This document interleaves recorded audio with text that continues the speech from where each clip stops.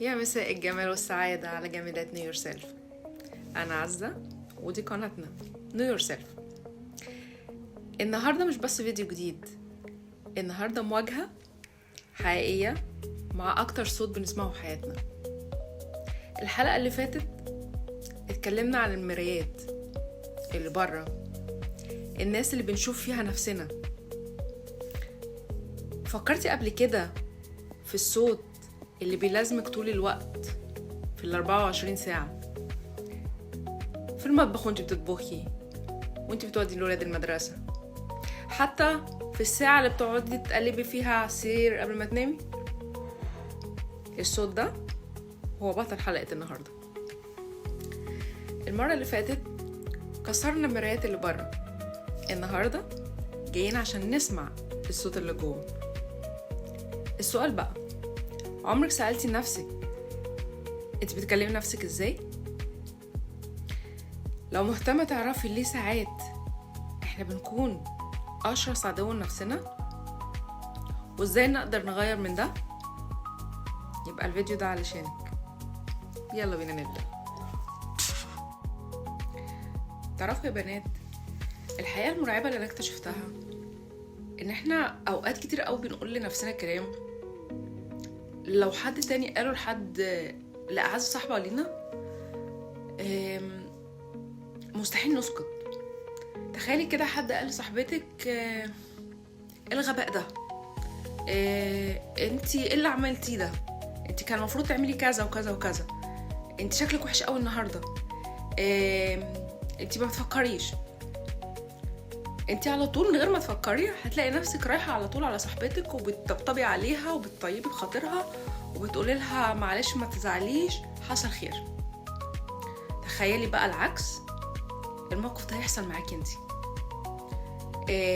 انتي اللي بتغلطي ساعتها، الراديو اللي جوه دماغك بيشتغل، ومش بيشتغل بس، لا ده بيشتغل جلد وتقطيع في نفسك، وتفضلي تأنبي في نفسك وتقولي يا ريتني ما عملت كذا، يا ريتني ما قلت كذا، يا ريتني ما لا ده انا شكلي وحش قوي النهارده، ده انا كان شكلي كذا، ما هو انا حظي كده، ده حظي انا عارفاه. هو ده الجلد والتقطيع اللي احنا بنقول عليه. الصوت ده هو اللي بيحدد طاقتك، ثقتك، حتى نجاحك. الفرق بين نسخة البنت اللي واثقة في نفسها ونسخة البنت اللي خايفة هما مجرد كلمتين بيتقالوا جوه العقل. عايزين نتفق على حاجة مهمة جدا، ان الصوت ده اللي جواكي مش دي حقيقتك. الصوت ده عبارة عن برمجة قديمة لحاجات سمعتيها وانت صغيرة، او تجارب او مواقف صعبة مريتي بيها. الفرق بين البنت اللي واثقة من نفسها او البنت المهزوزة مش ان دي اجمل واشطر، لا ابدا. البنت اللي واثقة من نفسها هي اللي عرفت ان هي تعمل ميوت او تكتم الصوت السلبي اللي جواها وتشغل بداله الصوت الداعم، الصوت اللي يطلع الحاجات الإيجابية من جواها. هديكي مثال صغير قوي. نفسيتك بالظبط عاملة زي الطفل الصغير. تخيلي طفل صغير كده انت طول الوقت عمالة تزعقيله وتنتقديه. أكيد الطفل الصغير ده هيخاف وهيبقى دايما مرعوب وخايف يتحرك. لكن لو انت شجعتيه هيعمل المستحيل عشان يطلع الحاجات الإيجابية اللي جواه. الرسالة وصلت؟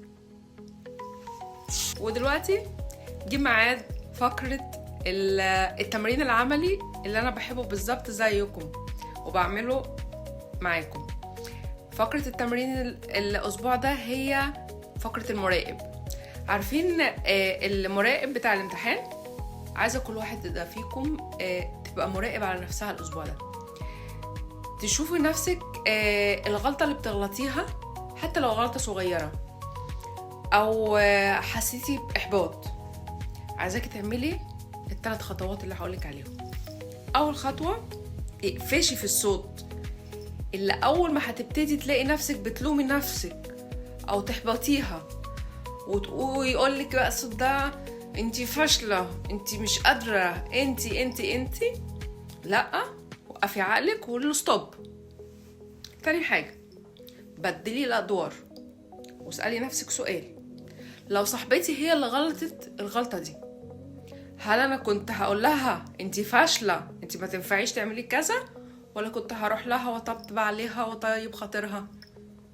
تالت خطوة، غيري النغمة وقولي لنفسك الكلام اللي انتي كنت هتقولي لصاحبتك.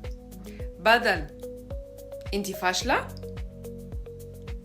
قولي لنفسك حصل خير، انا اتعلمت الدرس، هعوضها، انا قدها. الخلاصة من الموضوع، عايزاكي تعاملي نفسك كأعز صاحبة ليكي، مش عدوة بتصطادلك الأخطاء. وصلت؟ حبايبي، رسالتي ليكم في الفيديو ده هي انك افتكري دايما ان علاقتك بنفسك هي اقوى واطول واهم علاقة هتعيشها في حياتك، لان الناس في حياتنا بيروحوا وبيجوا، لكن انتي اللي فاضلة في حياتك. فأرجوكي خليكي حنينة على روحك وعلى نفسك، خليكي انتي السند والدعم والمشجع لنفسك. أرجوكي لو الفيديو ده لمس قلبك اعملي لايك وشيريه لأعز صاحبة ليكي اللي انتي بتحسي ان هي دايما بتقسى على نفسها.